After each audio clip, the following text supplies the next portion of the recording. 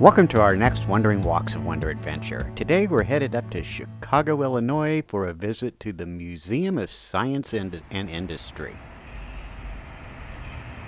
This museum is in the Hyde Park neighborhood in Chicago. It's between Lake Michigan and the University of Chicago. As you'll notice as we see on the outside of the building as well as the inside, this museum is housed in the Palace of Fine Arts. This building dates back to 1893 and the world's Columbian Exposition. The museum was initially endowed by Julius Rosenwald, who was the president of Sears, Roebuck and Company and a big philanthropist through town. It opened in 1933 during the Century of Progress exhibition. There are over 2,000 different exhibits here in the museum, spread across 75 major halls. We'll just see a fraction of those on the tour today, but the first one that we're going to take a look at, the first exhibit, is what's called the Transportation Zone. Inside this particular hall, there's many things that we can see. One is this great train story. It's a 3,500 square foot HO scale model railroad, and it recounts the story of transportation from Chicago all the way to Seattle.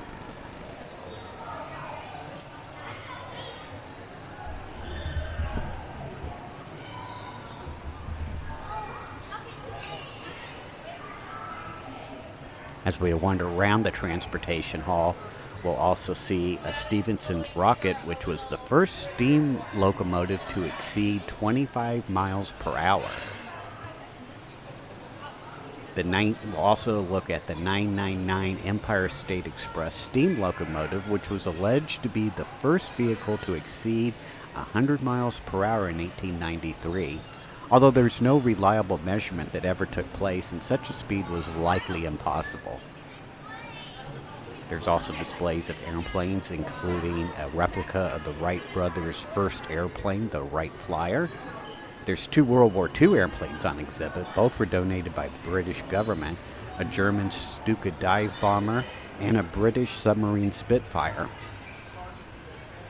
You'll also notice overhead a large Boeing 727 jet plane that was donated by United Airlines, with one wing removed and holes cut out on the fuselage to have visitors have access to the plane.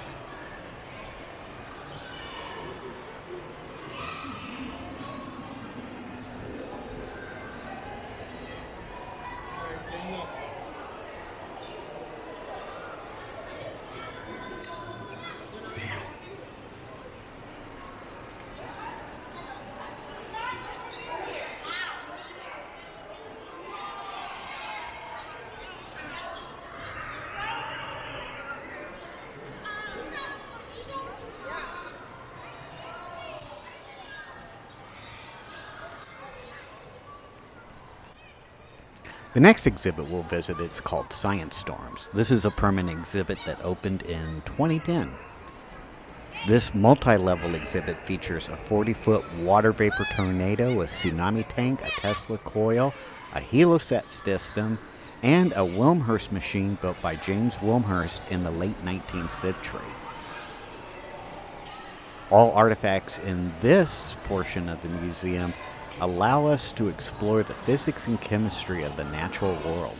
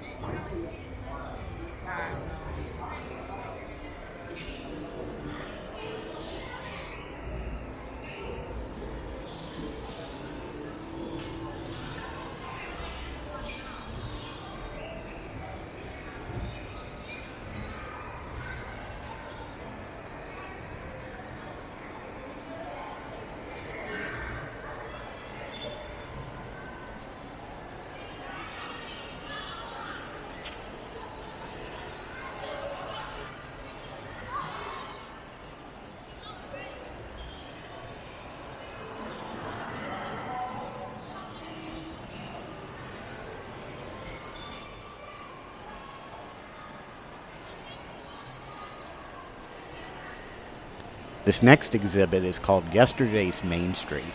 This is a mock-up of a Chicago street from the early 20th century, complete with a cobblestone roadway, old-fashioned light fixtures, fire hydrants, and several shops.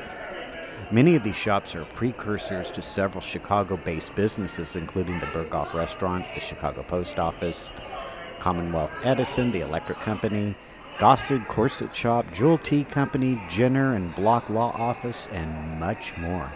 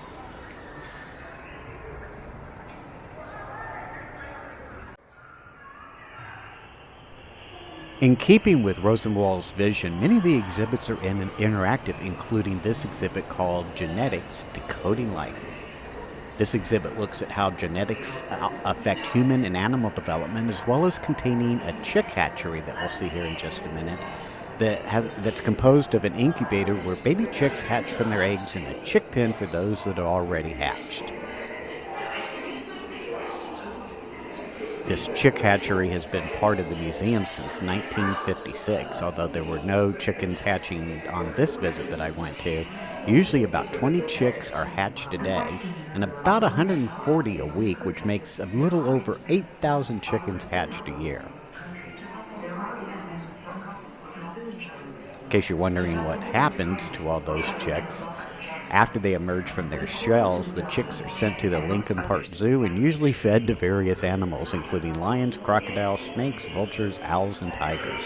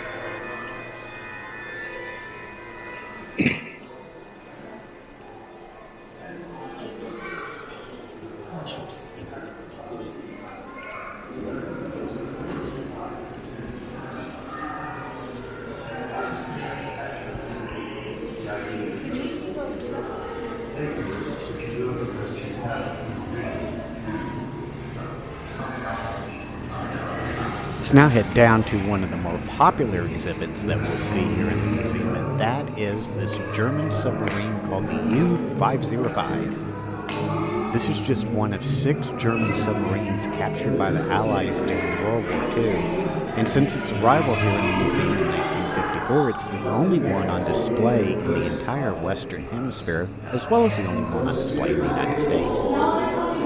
The U-boat was newly restored in 2004 after about 50 years of being displayed outdoors, and was moved inside to this fantastic exhibit called the new U-505 Experience in 2005. With the right to conquer, enslave, or exterminate. Not only does this exhibit offer us a glimpse of the actual submarine, it also talks about the World War II, and there's a memorial to all the casualties of the Battle of the Atlantic during World War II.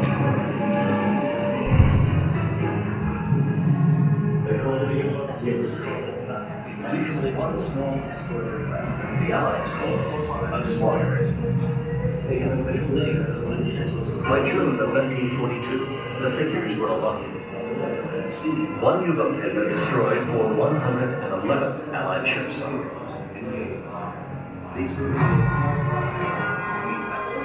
June 6th, the boats began laying mines around Westlake, Delaware, Chesapeake Bay, and Stranglehold. One of these hunter-killer groups, centered on the USS Guadalcanal, was placed under the command of Chicago native Captain Daniel V. Gallery. For the first part of the war, Captain Gallery had commanded a naval airway base in Iceland. In this probably lot, he had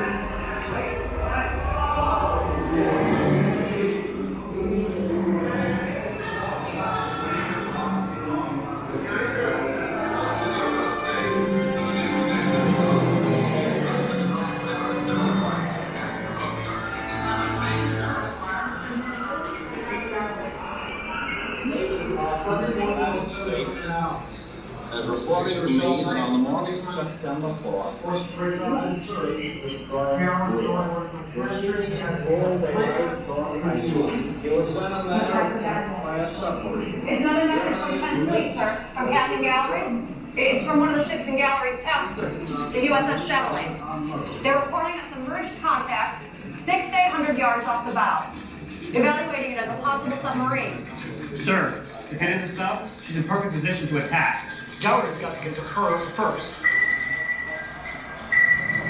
Just hours after they had turned for home, a submarine had penetrated the defenses of Captain Gallery's task group. Somehow, the U-boat had maneuvered into the perfect position to sink one of his ships. What happened next was one of the most courageous and remarkable actions in naval history.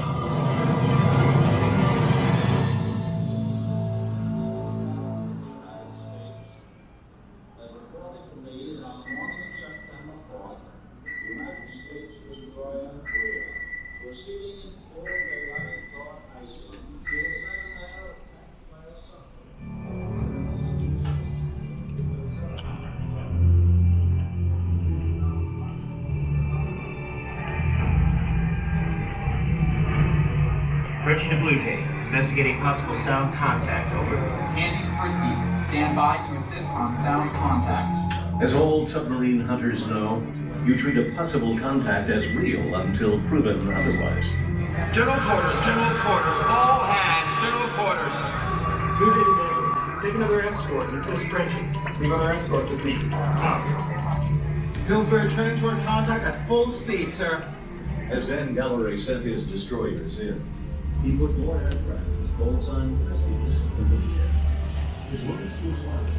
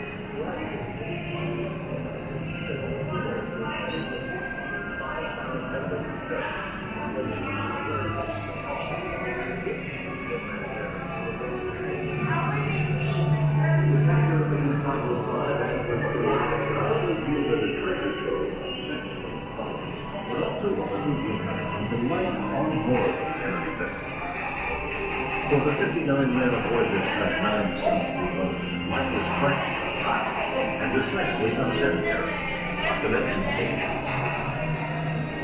The day was divided into 4 to 6 hour watches, where this would literally stand and watch the many dials and gauges essential to the running of the boat. When they could, they ran on the surface, diving away to attack where they were. You were the crew pilot. So much of the outside world. And the last week could last 4 days or weeks.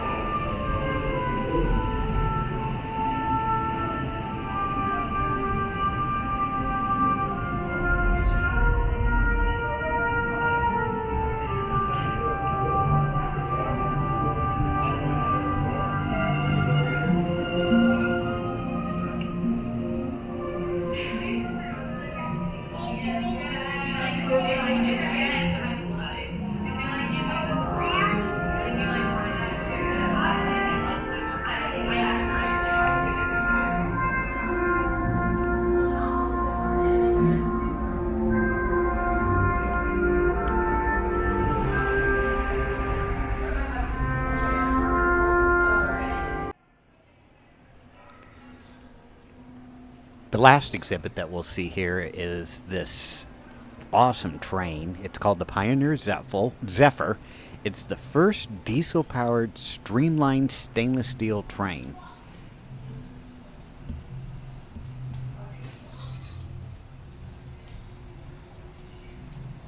The Pioneer Zephyr was built by the Budd Company in 1934 for the Chicago, Burlington, and Quincy Railroad, commonly known as the Burlington Route.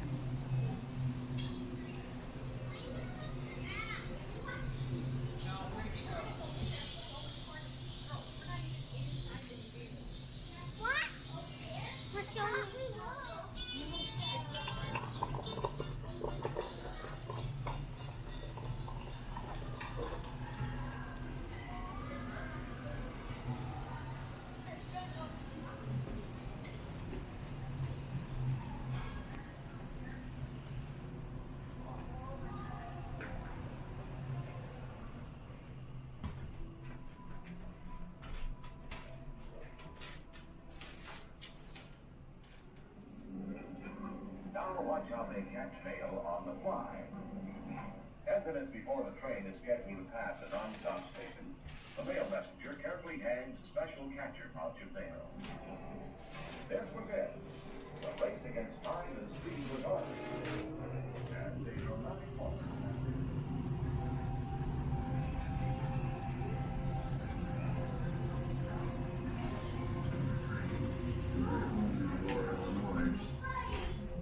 And then it come right home down to the depot, dispatcher, by a pair of wires.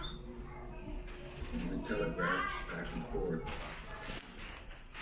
Make sure that time is down there. Hey,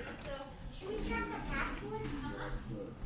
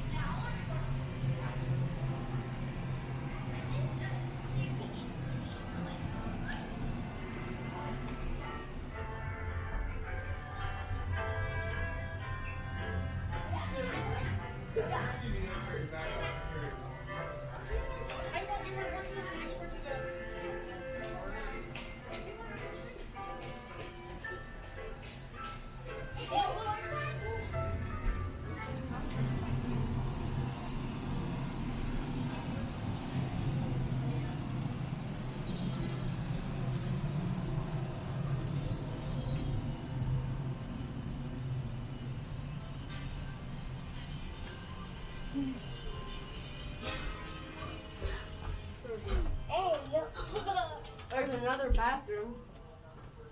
Not to this. Go ahead, go ahead. Oh, this is.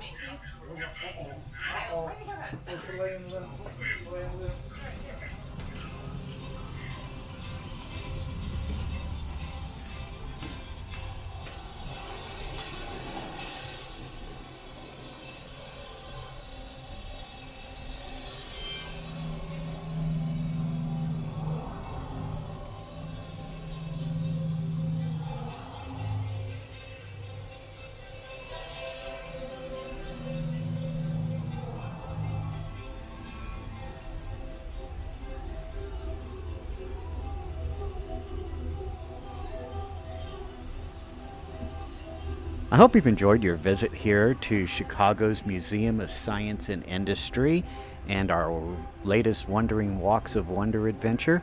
Make sure to hit that like and subscribe button, and we'll see you on our next Wandering Walk.